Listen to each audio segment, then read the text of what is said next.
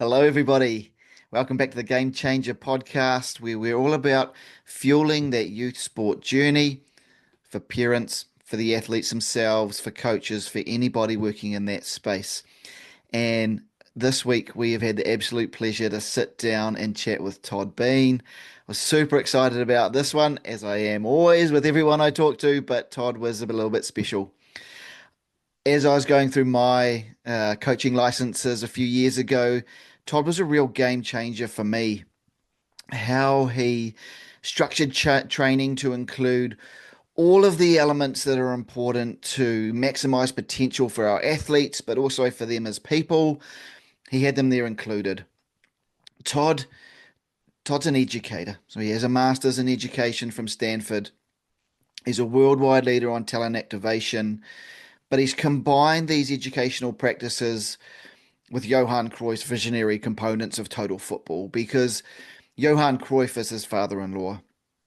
He worked with Johan for 14 years to create the Cruyff Institute for Sport Studies. They delivered total football programs to clubs all around the world. And then he started the TOVO Academy in Barcelona.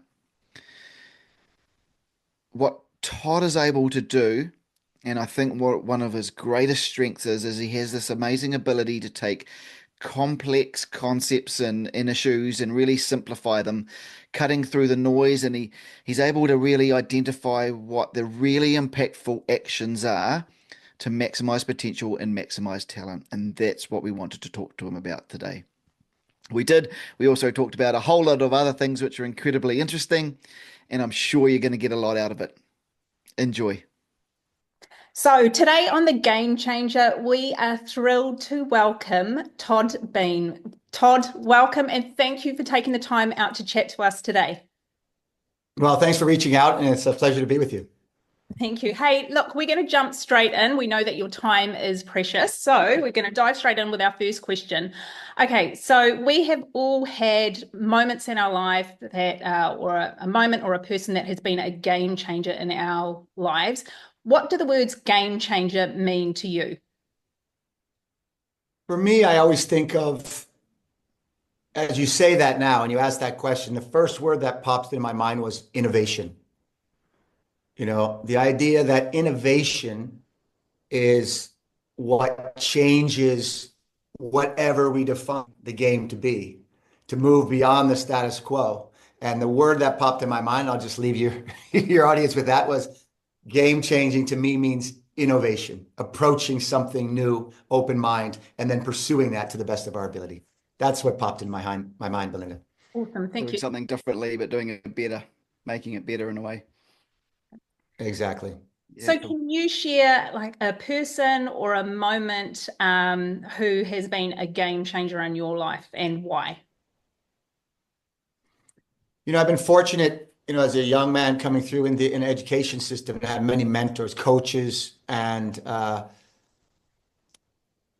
I think if I reflect upon it, it might have been different when I was in high school, because when I was in high school, you don't necessarily think of your mentors as a game changer. That's not something that I really thought of during the process. But as you look back at that, I think maybe I would, just for one, maybe a mentor that would be Jack Wilson. He was a high school physical education teacher. I think he either volunteered or got forced to coach our soccer team. I'm not sure which. I never had a chance to ask him. But the reason I bring him up was because he knew nothing about the game that he was coaching. He knew nothing about soccer in any depth. Actually, the players, we knew more about soccer than he did. But the reason I might bring him up is because he did know about children, young men, in this case, high school age, teenagers. He did know about human motivation. He did know about kindness. He did know about leadership in respectful and positive ways. And so as I reflect upon it, I come back to that. What is the value of knowledge, and which is fantastic, but even without knowledge, somebody could change the way that young men approached sport. And he then ultimately would keep track of our progress, and particularly another captain and I went on. I went to Dartmouth College, which is a rival of another college called Brown University. And I remember him being at our senior final game. It was the last game of our 4-year career, and we played against each other. Teddy Croft and I, captains from 4 years ago. And Jack made the 3.5 hour drive to be there with us. And I still have a photo. So I think as I reflect upon it, somebody with kindness, courage, compassion, and even maybe lacking in knowledge changed the game for those boys, myself included, during that era. I really appreciate that looking back. Oh. It's an incredibly interesting answer, Todd. I would have put $1 million on you saying Johan Cruyff, and a lot of people would have. And and it's really interesting to me because I spoke with a mental performance coach, New Zealand guy who's been to 4 Olympic cycles. He's coached Olympic gold medalists, and I asked him the same question last week, and I thought it was going to be a, a coach of a high-profile team or one of the athletes he worked with. It was a farmer next door who he grew up with, who was kind and courageous, those exact same words that you just used then. Not a nobody, but just a neighbor who had a profound effect on him. And I think it's interesting because sometimes we see these people who are out there in the media, these big personalities, but sometimes it's just someone close to you who touches you in some way and really cares, I think, isn't it, that really changes Yeah, you. yeah. No, I mean, and as you mentioned, and of course, when you think about, coming later in life and having a chance to work with Johan Cruyff, of course, that changes so much about how you see the game and how you may incorporate that into what I'm currently doing. But I think you're right. I mean, most people, are not living famous lives, whatever that may mean. And it's the gentleman or the woman, the school teacher, the mentor, the guide, the person next door, the person that's volunteering their time, whether it be at a soup kitchen or for community or with the elderly or with youth sports. Those people are putting in hours. And those hours are touch moments, as you mentioned, and those moments add up to something significant. I think for most of us, if we have somebody like that or have several people like that, then we're quite lucky.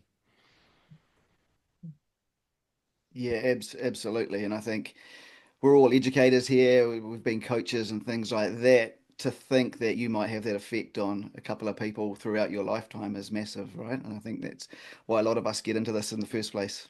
Yeah. I Hey, mean, well, what Todd, children would want, or they just want, what children deserve and what they want deep down are advocates. And so if someone's been an advocate for you, I think in reflection, as I said, you may not appreciate it or know the value of that as you are a 14-year-old or 17, or maybe even a 45-year-old, right? But I think in reflection, you realize that when you have had an advocate for you, for who you are, then you've been blessed for sure. yeah, absolutely.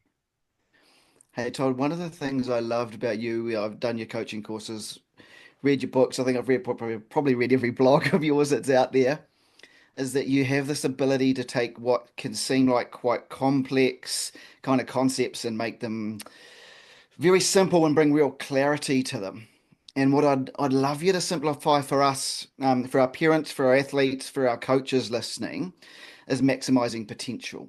And I think it's a term that gets thrown out there a lot. You hear it all the time, but you never hear greatly maximizing potential with an actual kind of system around it to maximize potential. How do you guys at Tovo maximize potential? Well, I think I think that maybe the challenge as you say this, and I'm thinking of this for the first time because you've prompted it, is when you say the word potential, it's almost intangible, right? Okay, what does that mean? And so I think what we've done at Tovo is to say, well, within the sphere with which we operate, student athletes, what does it mean to be better?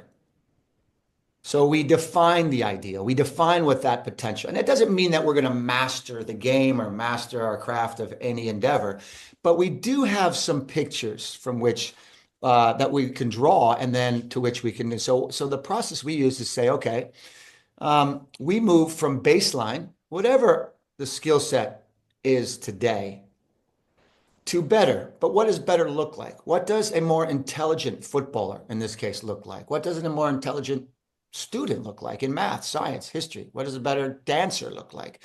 What does a more skillful athlete, musician look like, sound like, act like? And that's the last part, character. How do they behave? What are their behaviors and habits? So we think of really what is the intelligence, the skill, and the character required to move from where I am, or a child is, or a youthful athlete is, to better. So we define the ideal, and then we train to that ideal, and we assess our progress along the way. So those are the simplified version of moving from baseline to better, which would then ultimately be couched as I have maximized, maybe not, but I have moved toward something greater, which we call my potential. Yeah. And when you say you define the ideal, is that you and your coaches defining the ideal? Or are you talking through that with the kids and they're coming up with some of those ideas? Or is it we know what we want the kids to get to and we're going to help them to understand that and sort of help them forge that path to what we know the ideal is? Yeah, all of the above. I've workshopped, and it's a simple one, and you've been in the courses, so we start with our why, what is our purpose? And you can ask children, what is your purpose here? And it always boils down to somewhere around learning and fun and relationships. That's what children want from that, and that's what coaches want. They want to promote learning and joy, and that's what sports should be for us. So the second question we ask is to that ideal. And I've workshopped with even 12-year-old novice athletes. And it doesn't matter whether it's Seattle or Christchurch or Ajax or Barcelona or a humble grassroots club in California or Canada. It really doesn't matter where I've done this or with what age, what gender, what creed, what nationality. When you do that, you say, describe the ideal athlete or describe the ideal, in this case, footballer. 90% of the words that are written down fall under the bucket of character. Open, willing to learn, dedicated, ambitious. Interestingly enough, in second comes words that are associated with intelligence, a player of great vision, a player that makes good decisions, a player that is creative, a player that can find and exploit space in the world of invasion sports like thing. And third is a shorter list of kick a ball, receive a ball, shoot a ball, pass a ball. And that is so ubiquitous and so powerful to know that our potential then is to work toward an ideal where our character guides what we're trying to become more skillful in and what we're trying to master in terms of our intellectual capacity. And I always say this because it always happens. Character always wins, whether it's a 12-year-old girl in Seattle or it's a 45-year-old coach in Christchurch. Character always wins when we define the ideal.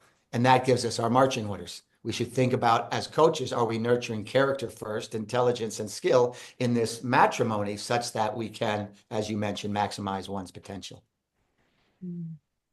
Yeah, that's really interesting. And it's often the complete opposite way of doing it, isn't it? When you get new coaches out there or parents stepping into that role where it's skill first and character last. That's the coaches imposing something that they themselves, when asked the question, don't even believe in, right? And it's as I said, I've asked coaches across the world that same question.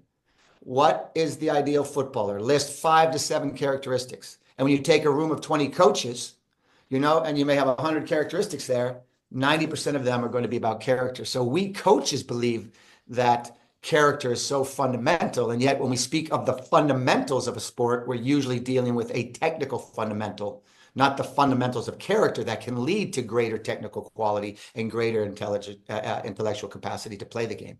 So we believe, as I said, from the girls in Seattle to the coach in Christchurch, all of us believe in character. And yet oftentimes when you see a training, you wonder if we are actually executing our priorities.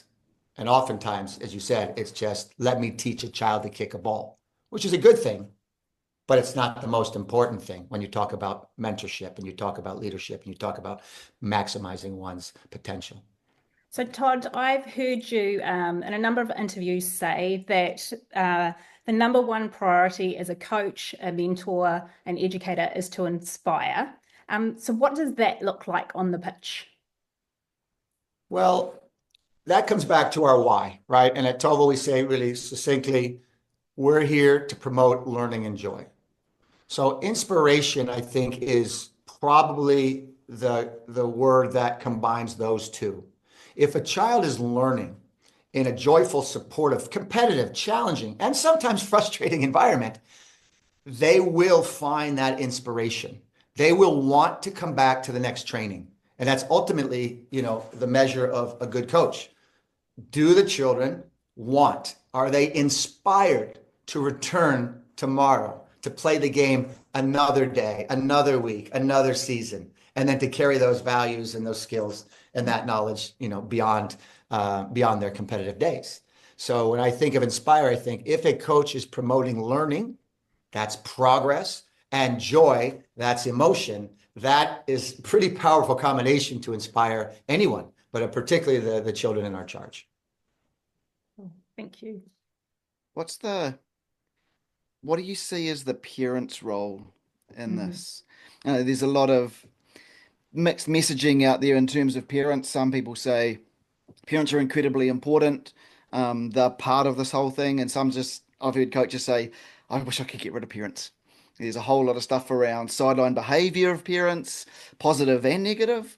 What do you see as, if we're talking about developing great athletes, great people, and we're talking to parents, what would you tell them? I would tell them that if they have made the choice to entrust their children to a particular club, organization, coach, teacher, mentor, they've made that choice, then the best thing to do is to provide some room for that person to work. And Belinda asked, what does it look like on the field? If I'm looking at my children in a manner in which they become inspired, they're probably on the field dynamically engaged in some competitive contextual challenges in which frustration to laughter to celebration to angst, all of it is in there. And if my child is actively engaged in exercises that demand that they're thinking and executing and showing that character, including resilience, then I think as a parent, what we should do is sit back and let that happen and just pick them up after practice. And if it's a game environment, understandable. I've been there. There's occasions where I'm like, hey, and you kind of respond. You're like, no, whether it's a referee or call or an ooh or an ah or whatever it happens to be. But I think for a parent, the best thing to do is just to be disciplined and not be, incessantly screaming, which is going to obviously not contribute to your child having an autonomous experience where they get to nurture their own intelligence, skill, and character, because you're a sideline thief if you're doing that. So my advice to parents was, if you've entrusted someone to coach your child, sit back and watch that process unfold, even when that process may be arduous at time, which is what any challenge might be. Now, if a parent finds that the choice they made is a wrong one and there's abuse or there's really just misery or verbal abuse or just constant negativity, well, then that's when I think a parent should intervene and say, maybe this is not the right environment for my child. Maybe I made a poor choice. And maybe this environment is not one that's going to, as Belinda said, be the best environment for my child. That's a legitimate choice that parents have to be vigilant about. Yeah, interesting. We a couple of weeks ago we had an athlete developer, Craig Harrison, on the show, and he was talking about he thinks it's really worthwhile parents getting an awareness and an understanding of their child's sport, especially if their child is striving to be really good at that sport. Would you subscribe to that theory as well? It's not that I don't subscribe to that theory. I think that if you have an understanding of the sport, you may enjoy it more. But it's a slippery slope, because if that's being explored to then coach your child, I would not subscribe to that. So it's not that I disagree. It's more that and I don't know the context in which it was mentioned. I think if I want to be more knowledgeable about what my child is doing in math and dance and science and history, wonderful. If I'm doing it to intervene in some way that prejudices that process and the autonomy of my child to experience that sport or that endeavor, then I would say, you don't have to know anything about the sport. You just have to know that you love your child and you're willing to be home for them and be supportive as they take on something that maybe will expand beyond your capacity. Let's remember, I mean, like our kids become smarter than we are, faster and stronger. And as parents, if we get achier, and we can't run, they can. So I would suggest that a parent need not know anything about the sport.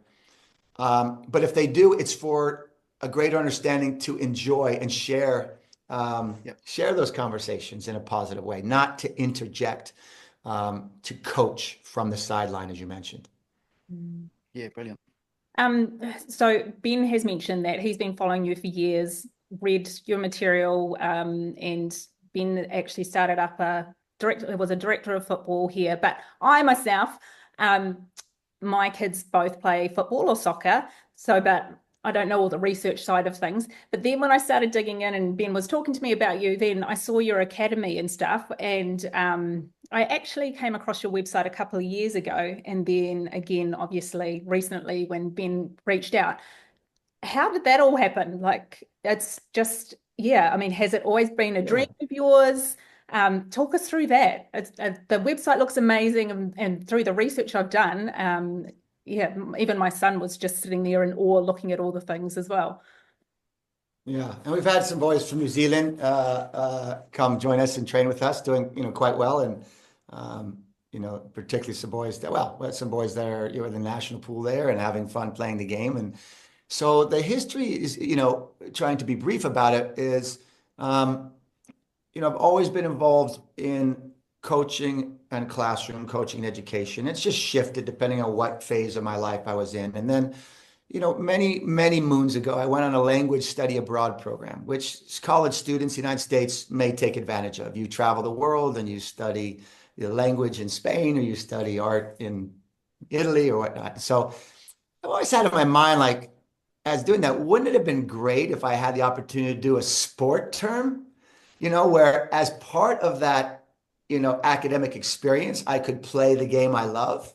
And so go somewhere and immerse. What I did was, when I was in Mexico on an exchange, what I did is I found the game, and I found people to play with. But I thought, boy, if I was a teenager again, wouldn't it be great to have a sport term? And I brainstormed that with a friend of mine who's an educator in the United States, and we started, I think, with that name, sport term abroad, right? And then fast forward, I was working in professional football, and I wanted to be closer to home. I wanted to create something where I had, children in the house, and I wanted not to be flying from Barcelona to Guadalajara to Chivas, or down the Mamelodi Sundowns in South Africa, or to Christchurch, for example. And so what I wanted to do was to create that dream, if you will, or that image I once had. And there, by extension, came TOVO Academy.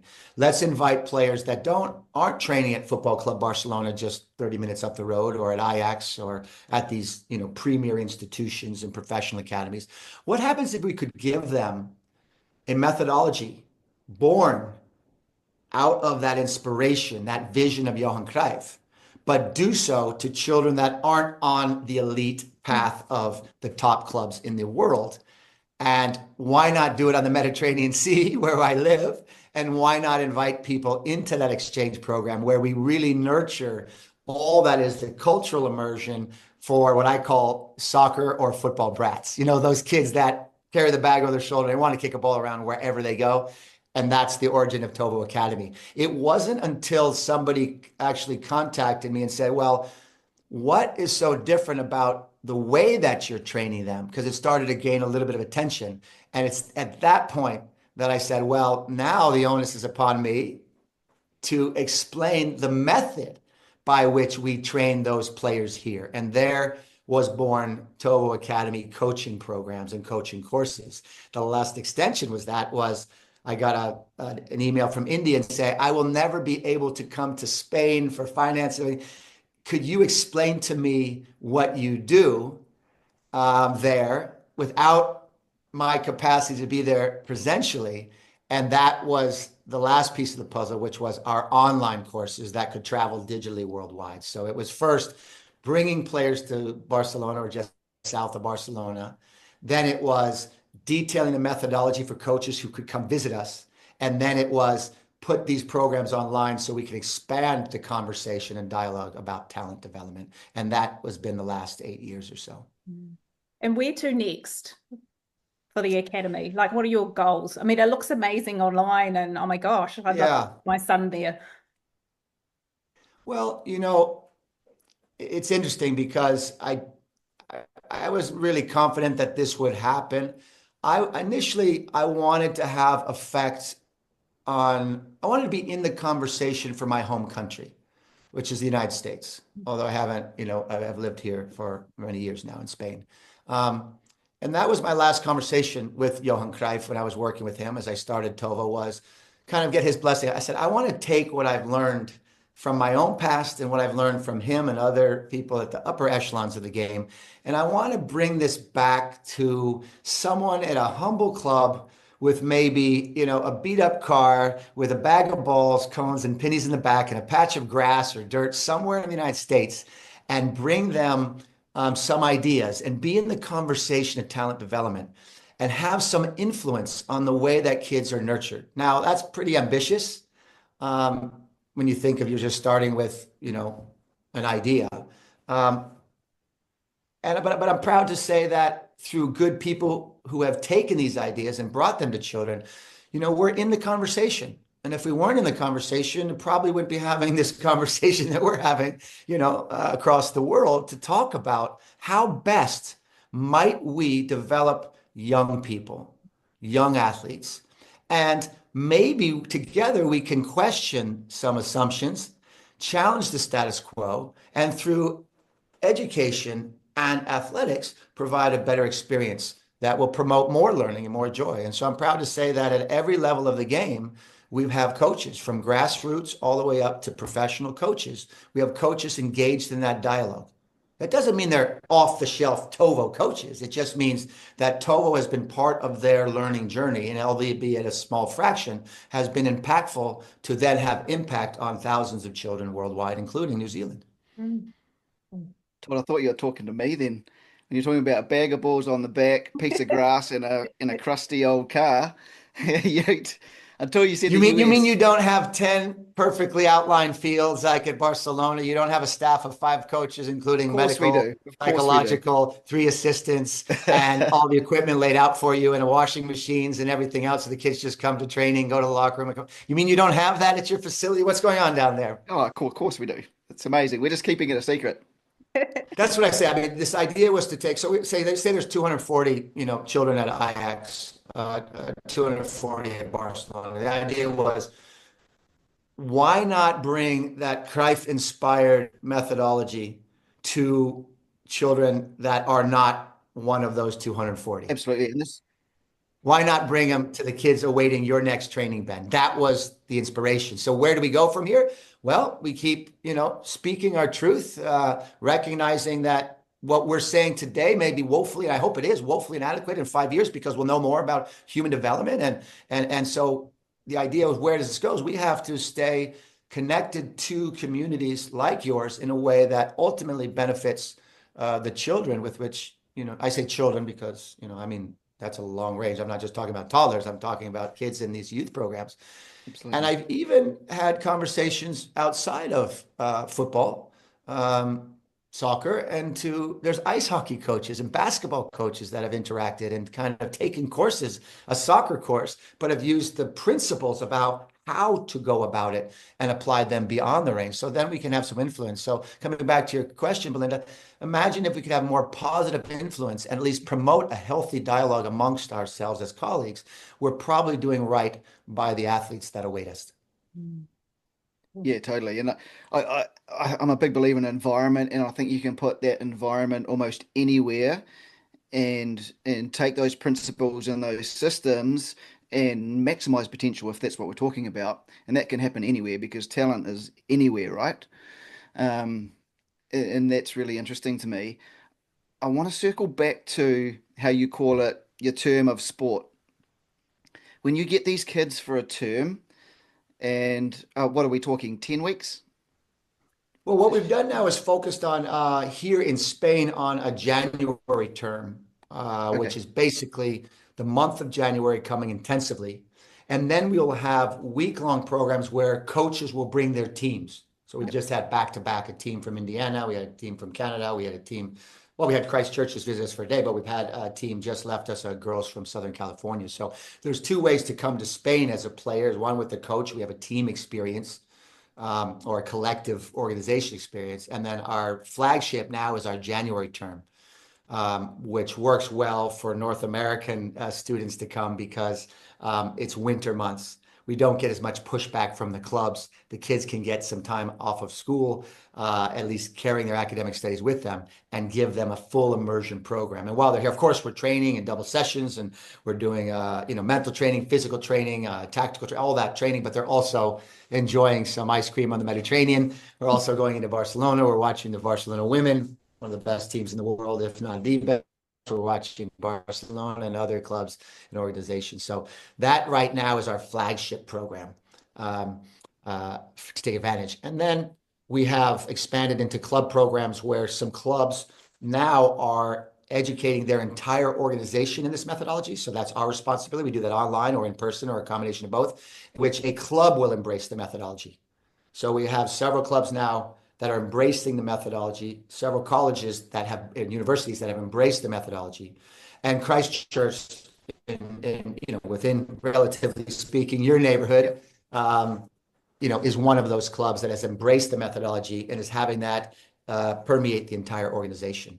So this term abroad is that opportunity to get the full immersion experience. Yeah, I love that word immersion. And like, as A an term. educator, when we were learning a new topic, or the kids were doing an inquiry learning or something like that, and I took this into football as well, the first step was always immersion. And what I'm interested is in when you have these kids there and it's quite a short amount of time, but you're immersing them so they can play it, but they can feel it. They're surrounded by football, and I guess all the other elements of cognition and character.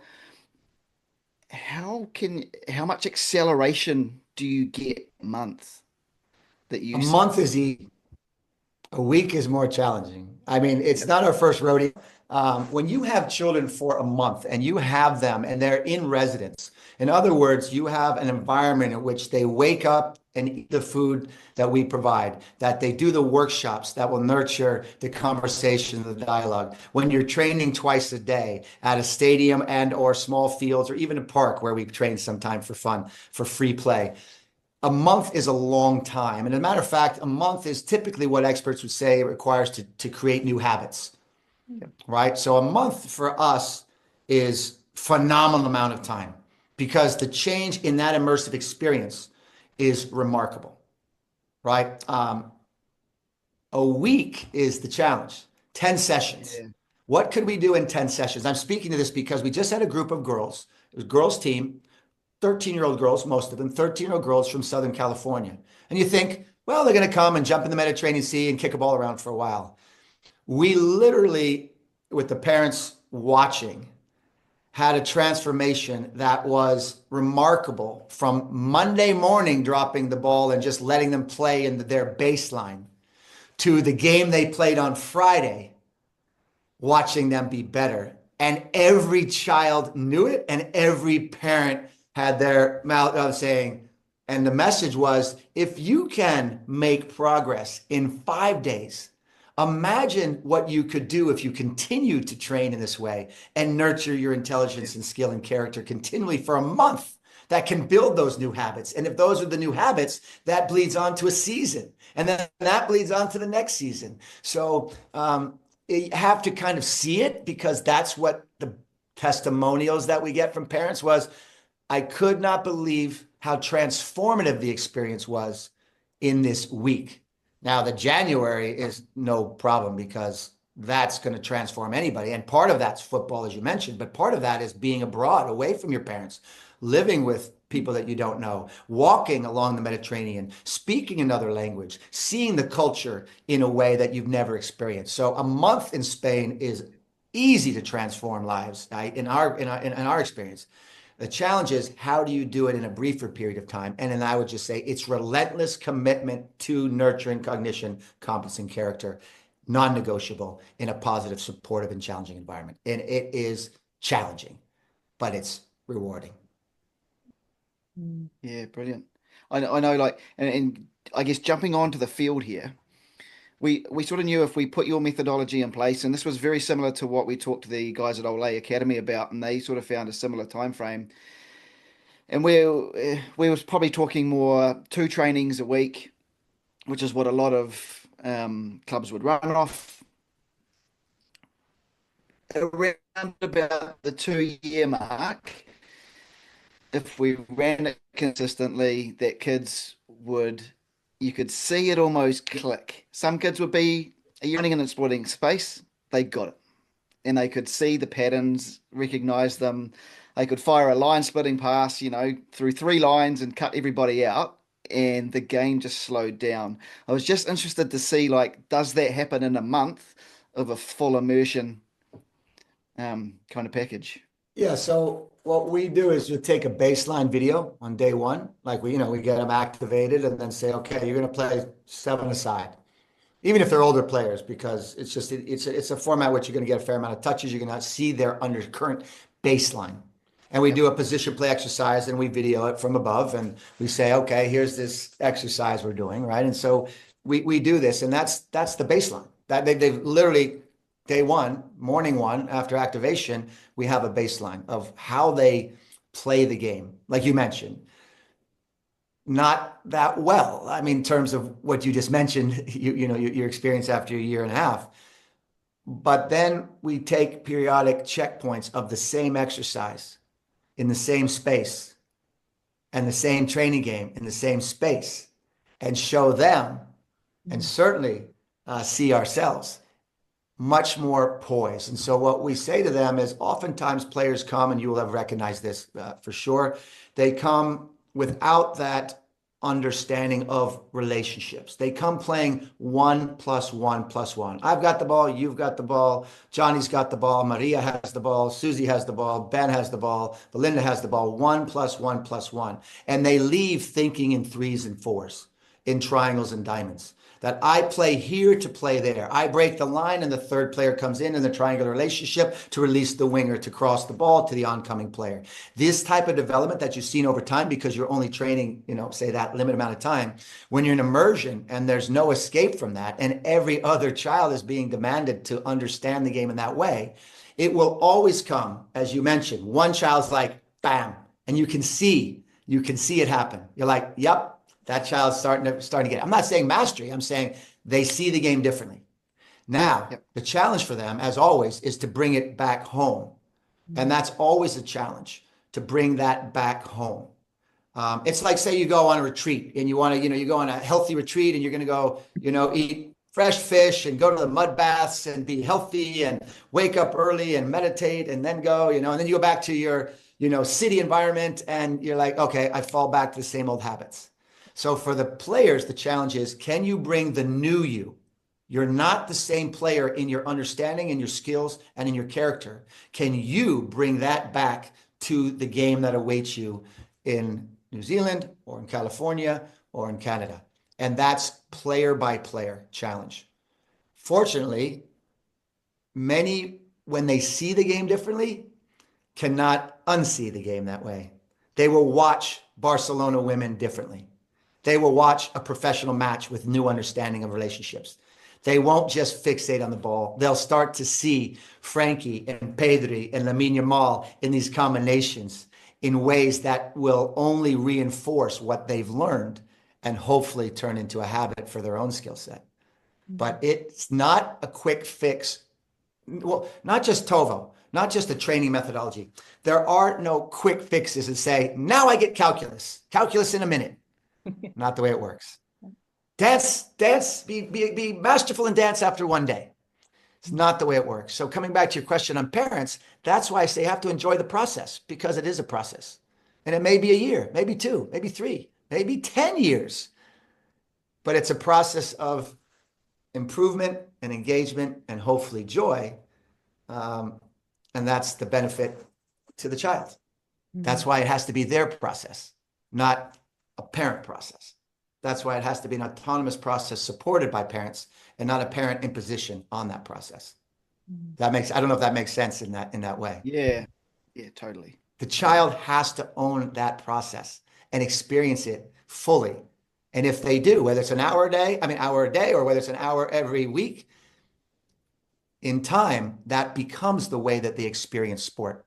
And if you're leading them or Belinda's leading them, they have a positive mentor, they will want to come back for that experience. And it will rewire the way that they come to the game for probably for the rest of their lives. You can't unsee what you now know. It's like once you learn to tie your shoe, which was arduous at one point in our lives, you don't go back and have to struggle every day to do it. And so it is with any methodology within music, art, science, or in our case, football. But as I said, I'm preaching to the choir because you two are educators, so you've seen it. Yeah, There are no quick fixes. There's no quick fixes. Cognition is one of your big 3 C's. And I know reflection is part of your character. How do you get the kids to reflect? Is it showing them those videos like you said before? Are they sitting down and are they journaling? Is it conversations one-on-one or in a group, or is it sort of all of the above? Yeah. So I use the word cognition just because it's a C. It begins with a C. Cognition comes in character, right? The intellectual process. I can remember. It's a nice, way Yep. to remember. But if we just think about the intellectual journey, first, prior to reflection, they need to engage in activities that are competitive and contextualized that will challenge them intellectually. It doesn't make sense to reflect upon obedience so much, like passing a ball back and forth for 1 hour once a week and thinking that's going to help. So the training on the field has to be dynamic, engaging, in which a child has to autonomously solve the challenges presented by opponents, which is context. So that has to be in play for really profound reflection if we care about the nurturing of cognitive qualities and cognitive qualities and capacity. The reflection part can come at the end. And to answer your question more specifically, yeah, we journal. Every kid has a journal at TOVO, and we ask them to diagram each exercise so they have a visual reference, a catalog of the day's challenging, competitive, and contextual exercises. And then we ask them one question. When were you brilliant, and what specifically did you do? Love it. When were you brilliant, and what did you do, and why? I don't want them reflecting on the negative, because then I'm building negative focus and negative habits. I want them to specifically detail, what did you do that's a habit worth repeating, or an action worth repeating, or a word or a comment or a deed worth repeating that is worthy of noting. And then, as you mentioned, okay, maybe I see them twice a week, but over a month I might have 10, and then 12, and then 20. And then if they go back to that journal, it's reinforcing that which we want to repeat, not drudging up the negativity that may come out in any sessions or the failures. And every child we've done, you'd think, well, they're not going to do it. But believe me, they do it first because we demand that they do it. But ultimately, we've had players say and parents say, well, we're on our 3rd journal now. We filled up the TOVO journal, and now we went to the store and bought, a couple more, and we're on our 3rd journal now, because the children recognize the value in reinforcing that experience and having a catalog, like people keep journals, having a catalog of that journey. And then they can add whatever else they want. Hey, they went to the Barca game, they got an autograph, they had gelato down on the beach, they had a joke with a friend. When were you brilliant? What did you do specifically? And when you walk out of the training environment, that's what you walk away with, something positive. Love it. But Again, you're an educator, so you know that there's a wealth of research behind journaling and reflection that I've just simplified into one question. I was about to say, yeah. Right. So not just the mean coach. You'll know, and your audience will know, like, if they spend the time doing, like, that's just the tip of the iceberg, the journaling, but the why we journal and the benefits, the salutary benefits that it has for learning, growth, development, and character are profound. And, there are experts in that field that could articulate more detail, that wealth of research that suggests it. So again, coming back to your point, Dan, how can I distill a wealth of research and knowledge about development and make it tangible and palatable for a teenage boy or girl? That's our job as educators and coaches. Yep. Not to overwhelm them with PhD theses, doctoral research. No, it's to simplify it in a way that's palatable, meaningful, and practical. That's what we've done at TOVO. In the Northeast, Northeast of the United States, we have maple trees. And then those maple trees have sap, and from that sap, you boil it down, you make a delicious maple syrup that goes on pancakes, for example. I don't know if you have anything similar in New Zealand like that, but so it's a syrup, but it takes a lot of syrup from the trees you tap into. You don't kill the trees, right? You just tap in the trees and the syrup flows, and I don't know what it is. It might be like 20 gallons of syrup to get, 1 pint of that, nutrient rich sweet syrup that you're going to enjoy on your pancakes. That's the way I look at our role as educators. We need to distill a wealth of knowledge, research from the past and from well beyond our sport, and distill and distill and distill and boil it down and boil it down and boil it down till it's something that is wonderfully digestible and palatable for our players. I think that's our role as educators if we're going to inspire them. So, Todd, one of my jobs is to keep an eye on the time. Otherwise, Ben will chat to you for ages. So, Ben, did you want to go into one last question and then we'll go to our final four? You're going to have feel free. I'm okay for time. So I want to make sure that you guys are covered, because you can edit out all the stuff that makes no sense to your audience. So you might want more material, because honestly, Ben has been talking about this interview for days, and then so I was like, Ben, I'm going to. No, it's fine. You ask away and then just edit out the stuff that has no relevance to your audience. I will not be offended. Oh no, it's all good. I'm really big on decision making and in pattern recognition. I think that's one of the biggest game changer for me when I came across TOVO and then did your courses. I'd gone through and done my certificates through the national body here and done different courses. But you're coaching and you know that something's missing. And for me, that came when you started talking about finding and exploiting space and decision making. And I think that's really interesting when you look at the greatest in the world. So you take Messi. He's not out there doing amazing moves, step overs, and all of that to beat players. But it's incredibly interesting when you watch him, not in every game, but in some games, he'll just walk around for the first 10 minutes, working out where the spaces are, what the other team's doing, where he can find little pockets of space. And then you sort of see him go to work. And then the other side of it is when he's got the ball, his processing speed must be absolutely phenomenal. Like you can almost see him when you slow it down, reading the body shape of the defender on him, where their hips are, where their feet are, and when they're about to dive in, and he's quick enough to be able to do that. Is that what some of your methodology is built around, trying to increase that processing speed and that decision making?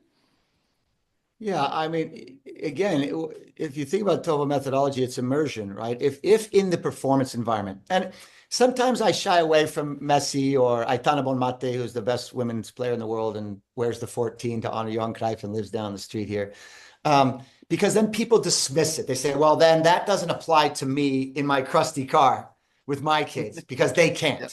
That's the biggest thing that drives me crazy when people can't. So while I appreciate what Messi does, he's extraterrestrial in many ways. Right. But let's just boil down to what is in the performance environment. And this is where I think a lot of traditional training goes awry, to be honest with you. In the performance environment, an autonomous being called an athlete, in relationship to his or her teammates, and in competition with a group of other players called opponents, must find and exploit space to score a try, to put the ball in the back of the net, or to put the ball in the hoop, or whatever it happens to be in an invasion sport. Yep. Right? Soccer is just one of them. That's the performance environment. If we are preparing children for a performance environment, should we not prepare them for all of the variables within that performance environment? I mean, it's so logical. If I'm going to prepare you to swim, we're going to have to get wet. We're going to have to experience floating or sinking or cold or warm or waves or turbulence. This is the performance environment. So we would never question teaching our children to swim in the environment in which they are going to need to swim, be it pool, pond, or sea. We wouldn't. Not even the most traditional soccer coach would do that. We learn through immersion. We learn by respecting the environment in which we were going to need to execute our intelligence, skill, and character. So all we need to do is to align our training to that performance environment and ask children in training to make autonomous decisions in competitive environments, contextually with the objective of finding that space and exploiting that space. And what does that require? Intelligence, skill, and character in a matrimony in real time. And if we're not doing that, we're divorcing the very elements of the performance environment and not serving our children as well as we might otherwise.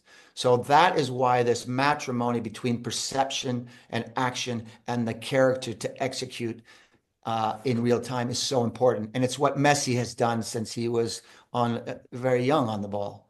You see videos of him as a youngster. He's dribbling on the dirt, and then he's dribbling in a stadium of 100,000 people. Now, he's an outlier, but the elements that he is engaging are the same elements the most humble grassroots soccer player will need to confront on the Saturday match. So all we need to do is to train faithful to the cognitive demands, the technical demands, and the demands of our character to prepare a child for performance environment. It sounds so abundantly obvious to me, and yet it's violated so many times on fields everywhere. Oh, totally. I was watching one the other day, and must have been about 14 kids in the team. And I think about three of them were probably enjoying it and making decisions, and the other ones were there and running up and down, and some of them didn't even touch the ball. Right? So they're getting nothing. But I like how everything within your trainings and your methodology is competitive, and it brings out that character almost in a pressure situation, but they're trying to win as well at the same time. Well, the thing is, I mean, that's why you play sport, right? I mean, you play sport, you get the benefits of playing sport, but when you're in a match, or in a training exercise, you try to win. You don't just give up. So remember, we come back to the character, and character always wins by the student works, coaches workshops. They value, you value, we value as colleagues, as educators, character above all else. So then you say, okay, if character is so important, what are the specific traits that I would like to nurture? Well, betrayal, disloyalty, probably not. Abuse, disrespect. No, those words don't come out in the workshop. And I've done that workshop at TOVO Academy, to be fair, many, many years ago, and at Christchurch as well. So it's not just exclusive to Europe or North America or South America or Central America. What are the words that come out? Ambition, dedication, respect, resilience. Words as such. Obedience has not once, and I would say we have probably 5,000 words, more probably by now, of all the coaches that have done that. Not once has obedience come up. And yet, if I go onto a field in my home country, I look at it, I say, what's being trained here? Well, the coach said go from A to B and then jump and then do C and then run around the pole and then do a push-up and stuff. Obedience. There is no decision making, and there's no character development other than obedience, but obedience has never made the list. But resilience always makes the list. Always makes the list. What is resilience? Resilience is confronting a challenge and then finding something within yourself or some encouragement or some knowledge or some skill to overcome that challenge and to do so on your own eventually. How do I build that resilience if I'm not competing and providing those challenges? If I never have to confront failure, how can I possibly build resilience? So we need to honor failure to build that competitive spirit and to build the quality that we all want in our children. Now, if you ask the parent, would you like your child to be self-reliant and resilient? I've not met a parent who said, no, not for me, not for my child. And that's why I say, well, then let them be in a safe, supportive environment where failure is losing a rugby match, a soccer match. Yep. We can couch failure in very positive terms because we're not dealing with something more egregious than walking away disappointed for having lost a soccer match. But it is fertile ground to build the character that can take them well beyond the training grounds. Without that competitive and contextualized environment, that's faithful to the performance environment, we never build the character that we, all of us, would want for our children. And that's why if we're going to align anything, it has to be the alignment of character to the way that we train. If we're doing that, whether or not they ever play at a level beyond where they're playing now, I think we've done them a service. Yeah, totally. Yeah. And If you're that's, I talking, mean, specifically, we can, if when I answer specifically, what does that mean for on the field? We can talk about that, but I don't, it depends on your audience also, how many are involved in different sports. this is New Zealand, mate. Everyone's involved in sport. So it doesn't matter if it's an invasion. I don't want to Yeah, speak to things I don't know, but yeah, if it's an invasion game, I think everything that you have been probably talking about in your podcast now, including today, is probably relevant. I could use football, I could use rugby, I could use basketball, and ice hockey if other parts of the world, of course. But anytime there's an invasion game, it's going to require in that environment a player that's capable of thinking, executing a decision, and doing so with precision if they care to win. And it's going to come in the face of somebody that wants to thwart your success. And that's where the character to compete comes in. And then ultimately, when I do I win with some dignity and shake hands? And if I happen to lose, do I lose with some humility and dignity and respect and shake hands? Pick up the equipment and come back and do it all again, knowing that there's a decent chance that I may not walk away as a victor because it's 50-50 on the day. Unless we tie, in which case, but I think any sport that you mentioned like this for your audience is going to involve cognition, comps, and character. And there, by extension, we need to prioritize what we're training, align our trainings to the performance environment. And if we're doing that, we're probably doing pretty well. And we do it with joy. We're probably doing pretty well. absolutely. I want to dive into a little bit into challenge points. So if we're trying to develop something like resilience, the challenge points for resilience might be slightly different for people within your group, right? How do you deal with those different challenge points out there on the pitch? Yeah, I mean, the thing about sport is once a child participates in it on your team, they are going to confront the inequity of skill and intelligence and character. You're never going to have a homogeneous group. And I say this because that's a common question. I say, so let's come back to Leo Messi. I said, since Leo Messi was 19 years old, let's say, he has had to train with inferior players his entire career. Every day he walked on the training ground and in a match, he was dealing with inferior players. Right? So it's not exclusive to youth coaches in a humble grassroots organization. There are always inequities in the math classroom, on the dance recitals, in rugby, and in sports. So that's number one. We can't shy away that some players are going to be better, but it doesn't let us shy away from every child can move from baseline to better. So that's the craft of understanding who needs a little kick in the butt because while they may be better, their ceiling is still not being reached, and hold them accountable through their leadership or through their exemplary behavior or the way that they play or the way that they may participate in helping other players understand concepts or demonstrate. So the best has even more responsibility. And this is something I took away specifically from Johan Cruyff. He would hold the best players to higher standards because he knew he could ask and demand of those players that which maybe a player that did not have that strength would not be able to perform. And then you talk about the weaker players. Well, the weaker players still need the challenges. They need to be able to confront those challenges. But then through your wizardry on the field, there's some times where you can protect them. You can protect them in different ways, putting them on teams that are equal, not isolating them in a way that would humiliate them, giving them different roles at different times in a soccer training that can build their capacity and be successful. And then any child can be rewarded for character, whether they are the best technical player or the worst technical player. You can reward a child for their character. And because that's the most important, every child in every training can be successful if they're meeting the standards of bringing their best and behaving. And ironically, some of your best players may not demonstrate the best character and need to be held accountable, whether they think they're too good, that teams weren't fair, they blame the other kid. If my keeper was good, we would win. I'm fine. Everybody else needs to catch up to me. That's not the character that we want in a teammate. So interestingly, if we value character like we do, then every child has equal access to a noble, positive character.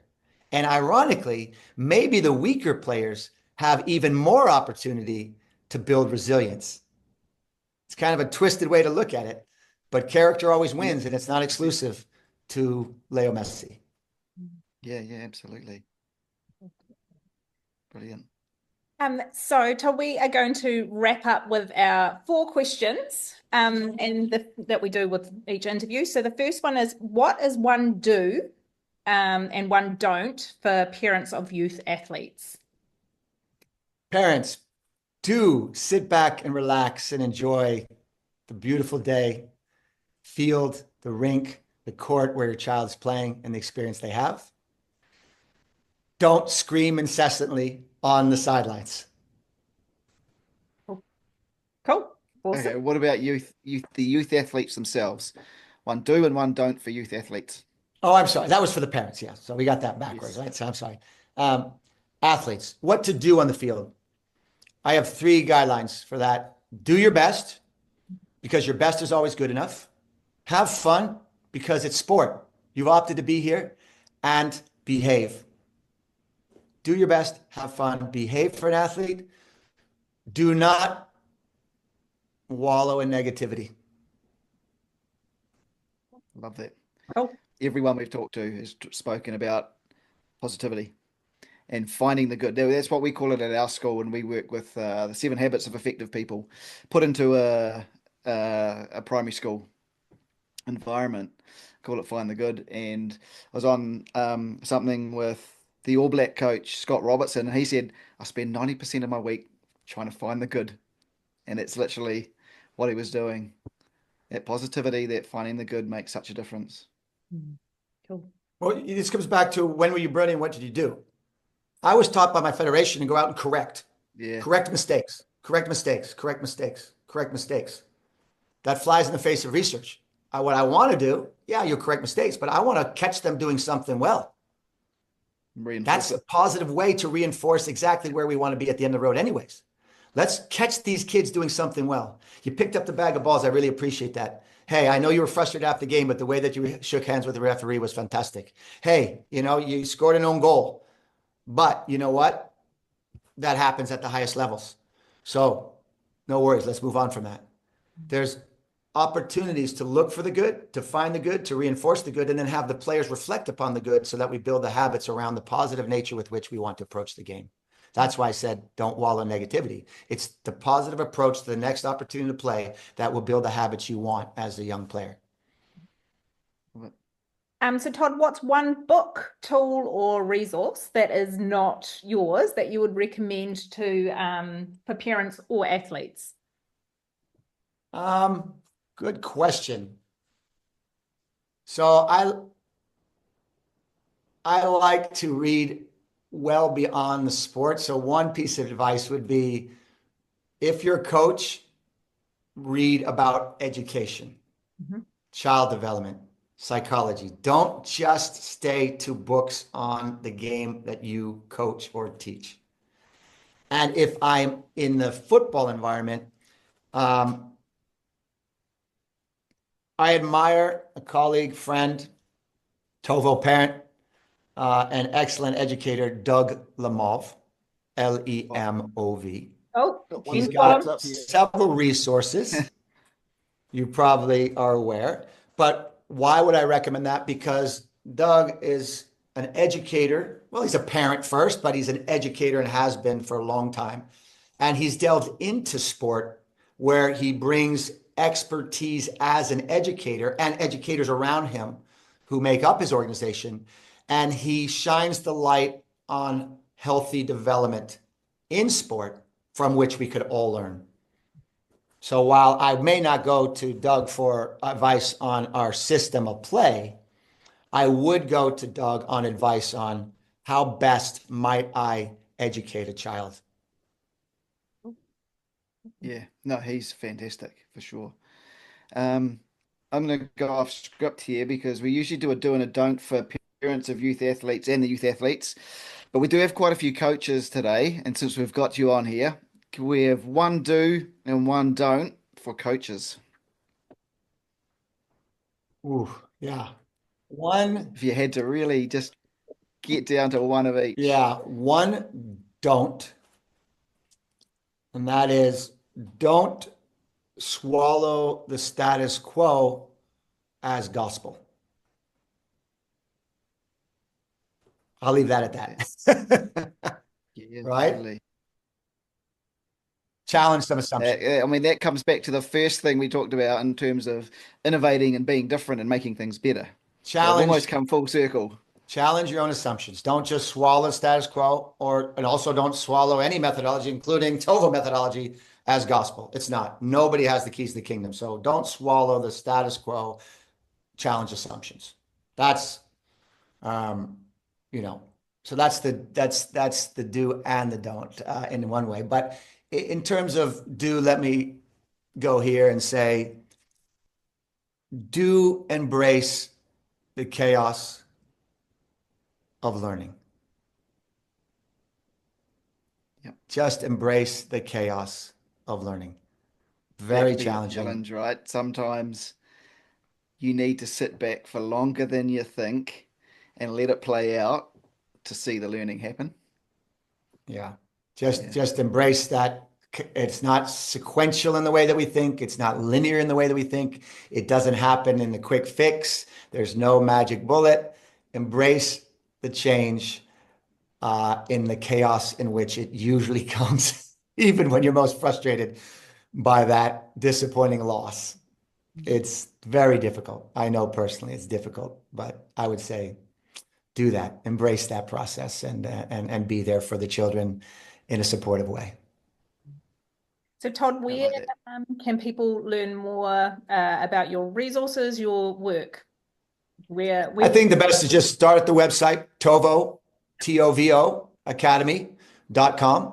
And immediately you can just sign up for the newsletter, which is a free resource. Ben made reference to that. Every Tuesday goes out. We call it TOVO Tuesday article. So that's one free resource. It goes to your inbox and you can dismiss it or read it or find inspiration if you're so moved.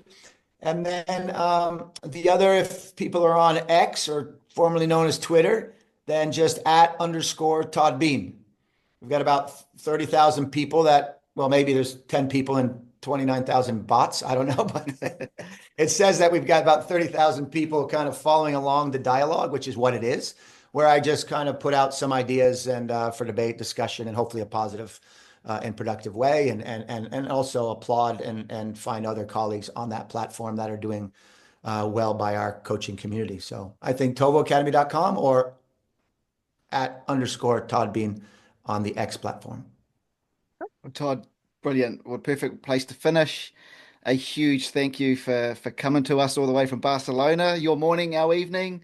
I've got heaps out of it. I know our parents, our coaches, our athletes will as well.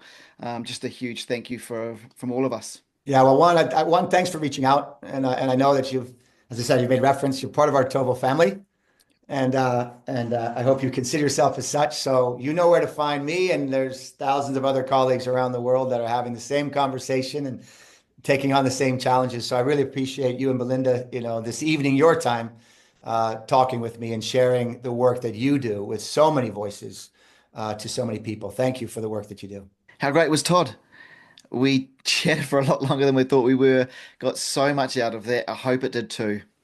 Hey, look, we'd love to know what resonated with you guys. If you want to leave comments, let us know what you're taking from this so that we can bring you more of that sort of content. That would be fantastic. If you would subscribe, if you would leave a review, that would be amazing. It's going to help us bring more and bigger and better people to you. If you know anyone who prefers short form content, they won't listen to the long form stuff, but they prefer little clips, then check out our socials and our show notes. We've broken it down, taken the best bits out, and it's all there.